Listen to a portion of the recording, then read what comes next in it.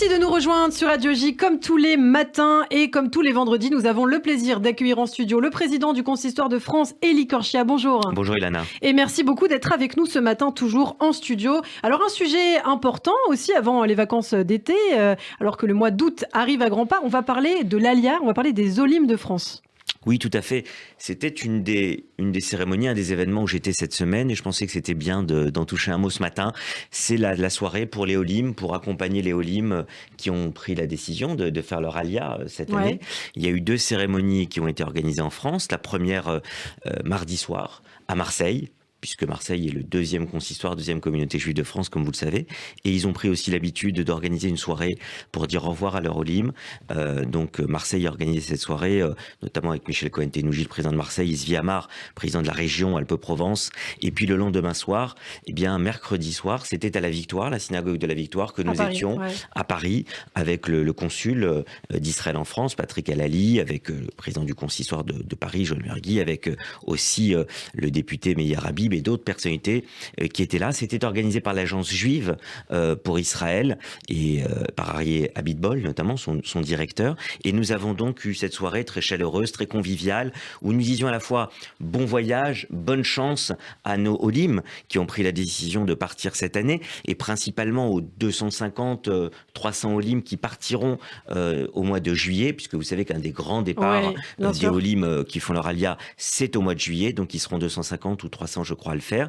Et donc nous étions à la synagogue de la Victoire réunis à la fois pour dire combien ils seront nos ambassadeurs finalement de la France en Israël, parce que lorsque des Juifs partent en France, partent en Israël de France, ils apportent quelque chose à la société israélienne, et c'est une habitude qui a été prise et je trouve qui est très très belle de faire cette cérémonie avec l'agence juive pour dire à ceux qui partent de France, vous restez dans notre cœur et là où vous serez, c'est-à-dire en Eretz Israël, dans l'État d'Israël, vous continuerez à apporter quelque chose de la France en Israël. Donc c'était une belle cérémonie et comme j'ai pu leur dire ce soir-là dans mon discours, je crois que l'État d'Israël a besoin d'une diaspora très forte et d'une France, d'une communauté juive France très forte.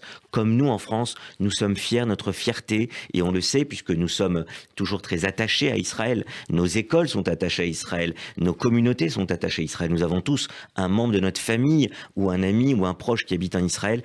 Pour nous aussi, c'est important d'avoir un État d'Israël fort. On leur souhaite bon voyage, Nessia Tova, comme on dit en hébreu. Alors je crois aussi que vous souhaitiez parler de l'inauguration d'un mikvé dans le sud de la France. Oui, je parle d'une communauté juive forte dont a aussi besoin l'État d'Israël.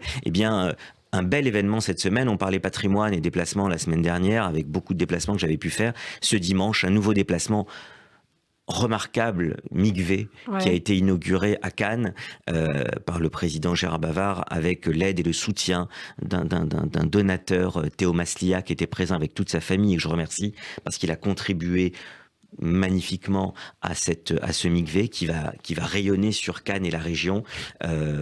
C'était un grand moment qu'on a vécu avec le Grand Rabbin de France, avec les présidents des 3 grandes régions du Sud. Zvi Amar était là pour Alpes-Provence, Alain Seban pour Lyon-Rhône-Alpes, Franck Israël pour la Côte d'Azur, avec le président de Nice, Maurice Ndam, qui était présent aussi. On a vécu un très très beau moment. Ce mikvé, vraiment, il est sublime, il est superbe. Il va permettre de recevoir des femmes, des hommes qui seront sur Cannes, mais aussi dans toute la région, et qui auront maintenant à disposition ce mikvé qui est très important. Vous savez, le Grand Rabbin de France l'a rappelé, quand on arrive dans un lieu, la première chose à construire, avant même la synagogue, c'est le mikvé. Et donc, c'est quelque chose qui manquait, et on est très heureux de l'avoir inauguré dans cette très belle soirée dimanche soir. Alors, on va terminer par votre conseil lecture du Shabbat. Il nous reste 2 minutes, Élie, et vous nous parlez de Rashi de Troyes, un livre de référence, je crois. On est à 8 jours de l'événement de Yom Rashi, le grand événement, et toutes celles et tous ceux qui nous écoutent doivent s'inscrire pour venir. On les invite pour qu'ils viennent à Troyes pour passer de cette journée magnifique le 10 juillet à Troyes, Yom Rashi. On est 8 jours avant, et il me paraissait intéressant de rappeler ce livre qui est paru en poche donc il y a 1 an. C'est la nouvelle édition de Simon Schwarzfuchs, qui est rabbin français, qui a écrit ce livre il y a 30 ans. Il est professeur émérite à l'université Bar-Ilan. Pour tout savoir dans un livre de poche remarquablement fait sur l'histoire de Rashi, comment il a vécu au Moyen-Âge, comment il a pu être le ferment de toute une génération de penseurs. Lui qui vient dans l'histoire après Rabbeinu Gershom, qui est au début du XIe siècle, et puis évidemment qui va précéder les Tosafistes qui vont venir 2 siècles après, et bien comment Rachi est la pierre angulaire du judaïsme français au Moyen-Âge, comment d'ailleurs son vocabulaire, son langage a pu servir la langue française durant de très nombreuses décennies, centaines d'années même après, et comment il a pu irriguer le judaïsme français avec ses commentaires incroyablement limpides de la Torah et du Talmud. Pour tout savoir, je dirais, dans un petit livre très clair sur Rachi, eh bien, il faut lire Rachi de Troyes. C'est vraiment pour moi l'ouvrage de référence le plus simple, le plus limpide, le plus clair sur la pensée, l'histoire, la vie de Rachi au Moyen-Âge. Et c'est écrit par un rabbin et historien, comme je le disais, Simon Schwarzfuch, à qui on souhaite longue vie jusqu'à 120 ans et qui est une grande personnalité du judaïsme, qui est toujours là et qui a écrit ce livre il y a 30 ans. Eh bien, c'est votre conseil du Shabbat, votre conseil lecture comme tous les vendredis. Merci beaucoup, Élie Korchia, d'avoir été à nos côtés ce matin sur Radio J, comme tous les vendredis. On peut retrouver votre chronique en podcast sur notre site internet radioj.fr et en vidéo également sur notre chaîne YouTube Radio J. Merci beaucoup, Élie. À la semaine prochaine. À la semaine prochaine.